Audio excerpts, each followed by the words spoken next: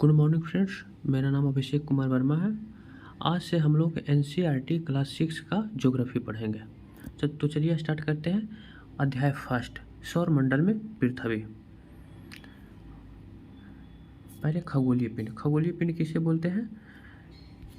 सूर्य, चंद्रमा तथा वे सभी वस्तुएं जो रात में आसमान में चमकती है उसे क्या बोलते हैं? खगोलीय पिंड बोलते हैं। जो रात में आसमान में चमकती है उसे वो सब सारे क्या है? खगोलीय पिंड है। ठीक, अब देखिए तारे क्या हैं। तारे किसे बोलते हैं? स्वयं की ऊष्मा व प्रकाश वाले खगोलीय पिंड तारे कहलाते हैं। जो अपना प्रकाश स्वयं उत्सर्जित करता है उसे क्या बोलते हैं? तारे। जैसे क्या, सूर्य। हमारा सूर्य जो है क्या है? एक तारा है। ठीक, अब देखिए नक्षत्र मंडल। नक्षत्र मंडल क्या है? तारों का समूह को क्या बोलते हैं? नक्षत्र मंडल। तारों का समूह को क्या बोलते हैं? नक्षत्र मंडल। एग्जाम्पल में जैसे अर्सा मेजर। अर्सा मेजर या बिग बेयर क्या है? नक्षत्र मंडल है। अब इसी का एक भाग है स्मॉल बियर या सप्तऋषि। अर्सा मेजर का ही भाग है स्मॉल बियर या सप्तऋषि। कभी पूछ सकता है कोई, प्री में पूछ सकता है कि स्मॉल बियर या सप्तऋषि क्या है, तो ये क्या है? अर्सा मेजर का भाग है। ठीक, अब आगे चलिए। ध्रुव तारा क्या है? ध्रुव तारा क्या है? ध्रुव तारा उत्तर दिशा में पाया जाता है। उत्तर दिशा में हमेशा अस्थायी रहता है। ठीक है, यह सप्तऋषि की सहायता से ये तारों की स्थिति को ज्ञात कर सकते हैं। ठीक, देखिए इसी से रिलेटेड एक क्वेश्चन पूछा था यूपीएससी 2012 में। ठीक है, इसको चलिए हम पढ़ते हैं और इसको सॉल्यूशन करते हैं। ठीक, एक व्यक्ति काली अंधेरी रात में रेगिस्तान में अकेले खड़ा था। उसे अपने गांव जाना था जो वहां से पूर्व में 5 किलोमीटर दूरी पर खड़ा था। यानी कि वो व्यक्ति जो था वो कहाँ था खड़ा? अपने गांव से 5 किलोमीटर पूर्व की तरफ। ये उसका गांव है, इससे 5 किलोमीटर पूर्व की तरफ, यानी कि यहाँ पे वो खड़ा था। ठीक, यहाँ पे वो व्यक्ति खड़ा था। ठीक, यहाँ पे वो व्यक्ति खड़ा था। अब देखिए आगे क्या पूछ रहा है कि उसके पास कोई यंत्र नहीं था, दिशा ज्ञात करने की कोई यंत्र नहीं था। ठीक है, पर उसे ध्रुव तारे की पहचान कर लिया। उसने ध्रुव तारे की पहचान कर लिया। अब उसको गांव पहुंचने के लिए निम्न में से कौन सा अपना अधिकतम सुविधाजनक होगा? अधिकतम उसको कौन सा सुविधाजनक होगा? ऑप्शन देख लेते हैं। वो ध्रुव तारे की दिशा में चलेगा, वो ध्रुव तारे की विपरीत दिशा में चलेगा, वो ध्रुव तारे की अपनी बाईं ओर चलेगा और ध्रुव तारे की दाईं ओर चलेगा। ठीक, ये हम ऑप्शन देख लिए। अब देखिए कि हम यहाँ पे ये गाँव है उसका, ये खड़ा व्यक्ति यहाँ पे, ये हो गया नॉर्थ, ये हो गया ईस्ट, ये हो गया साउथ, ये हो गया वेस्ट।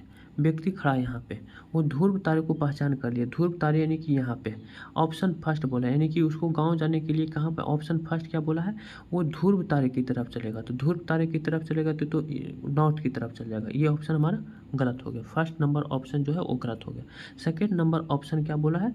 वो ध्रुव तारे की विपरीत दिशा में। ध्रुव तारे की विपरीत दिशा में यानी कि कहने का मतलब वो साउथ की तरफ चलेगा। ये भी हमारा ऑप्शन गलत हो गया, यानी कि ऑप्शन फर्स्ट एवं ऑप्शन सेकेंड गलत हो गया। ऑप्शन नंबर थर्ड क्या है?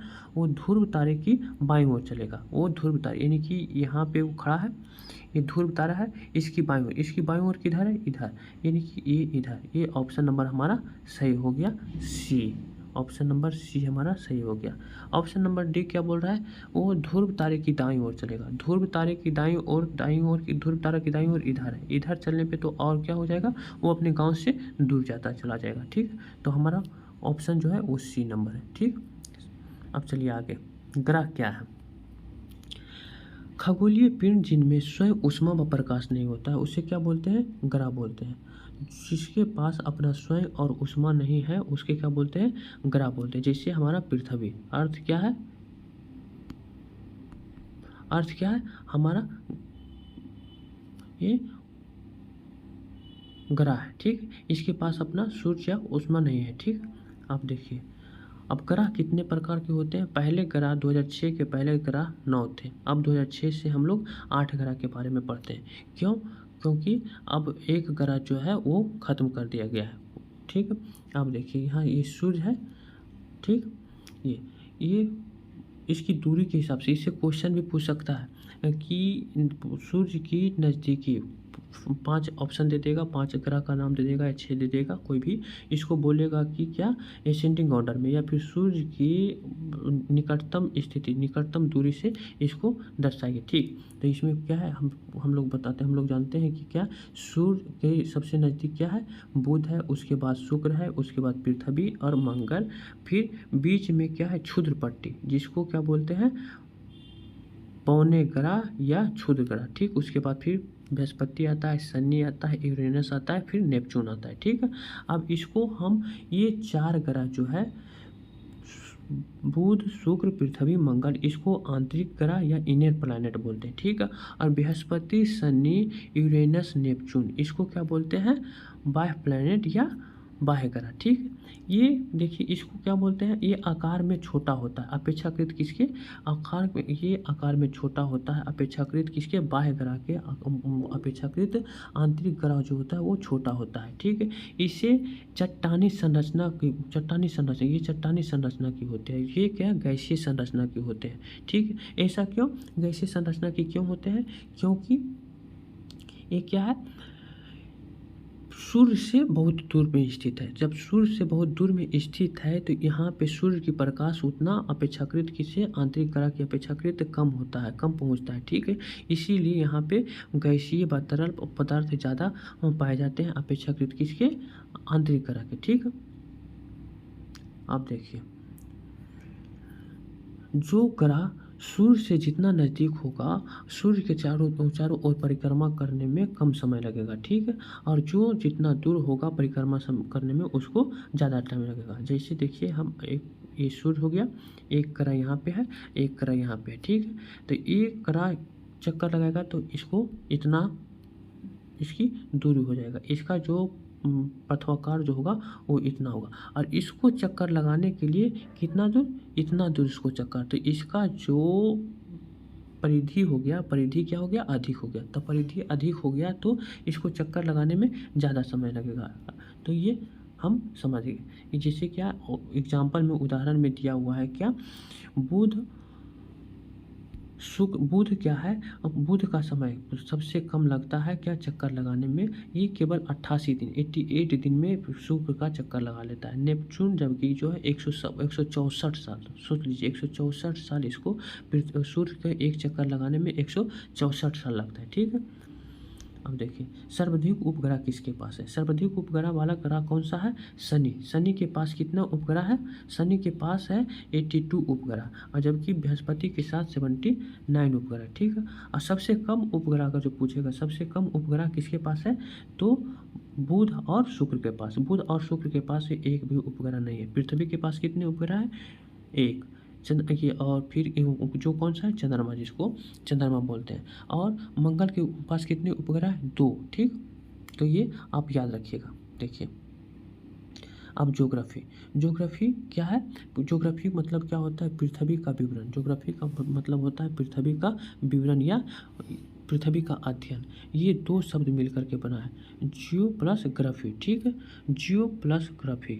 अब देखिए जियो प्लस लॉजी, पृथ्वी का अध्ययन, जियोलॉजी होता है पृथ्वी का अध्ययन, जियो प्लस लॉजी पृथ्वी का अध्ययन, जियो प्लस मेट्री, ज्योमेट्री होता है पृथ्वी का मापन। कोई भी हम कंस्ट्रक्शन करते हैं या फिर हम बचपन में पढ़े हैं ज्योमेट्री, तो क्या हो गया, ये पृथ्वी का मापन। ठीक है, ठीक, अब जियोइड, ये जियो प्लस आइड क्या हो गया, जियोइड, ये क्या हो गया, पृथ्वी के आकार या अनुरूप, पृथ्वी के आकार या अनुरूप को बोलते हैं जियोइड। ठीक है, आर्यभट्ट कौन थे, ये खगोल शास्त्री थे, आर्यभट्ट खगोल शास्त्री थे।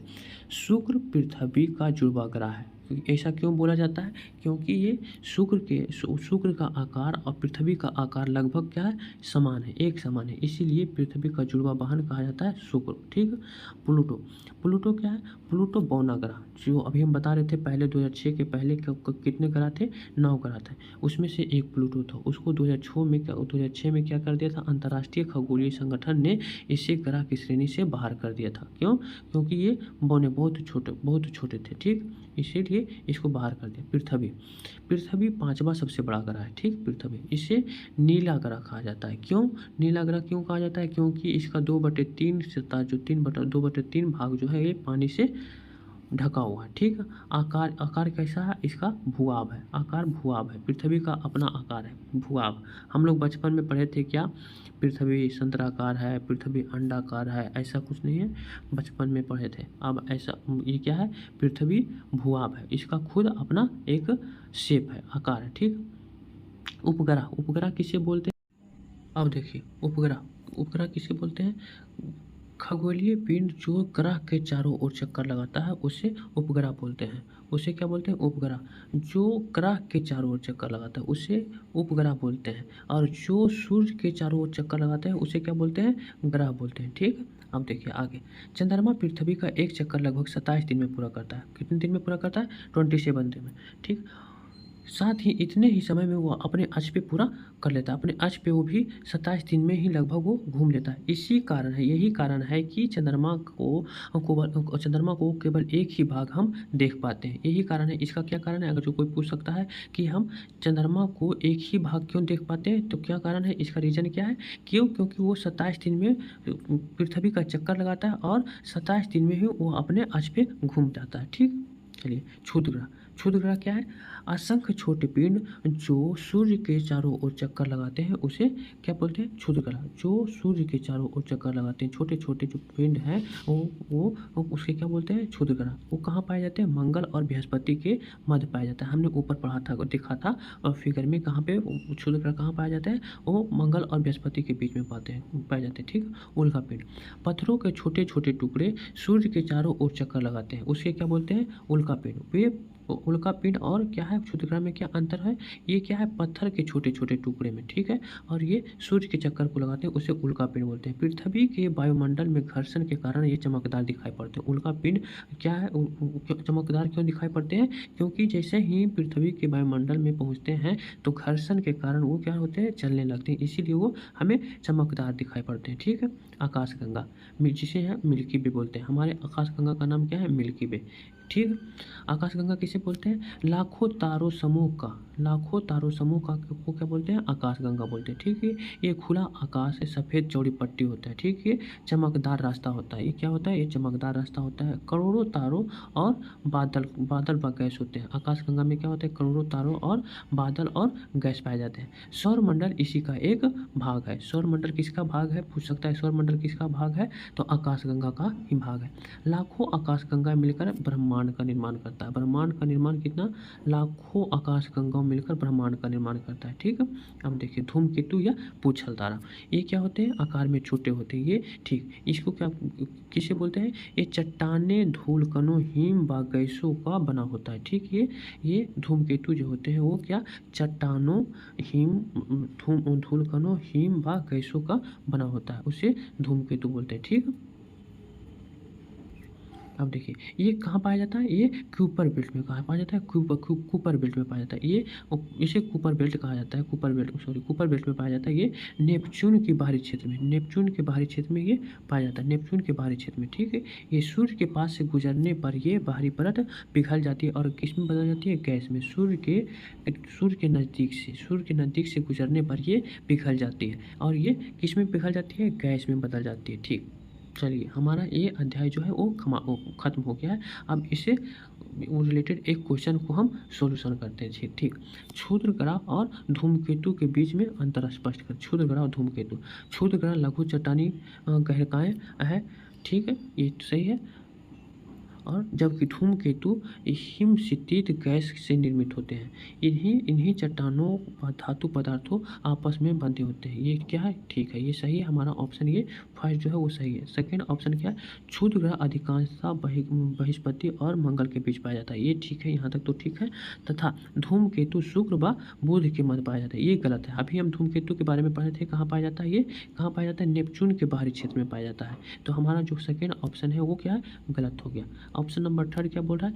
धूमकेतु गोचर दीप्तिमान पूछ दर्शाता है, ये ठीक है। हम ऊपर जैसे पढ़े हैं दर्शाते हैं, जबकि क्षुद्र ग्रह या नहीं दर्शाता। तो ये ऑप्शन हमारा ये सही हो गया। तो ऑप्शन हमारा कौन कौन सही हो गया? फर्स्ट एंड थर्ड यानी कि बी, हमारा ऑप्शन नंबर बी ये सही हो गया। ओके फ्रेंड्स, तो हमारा ये आज का एक्सरसाइज ये समाप्त हुआ।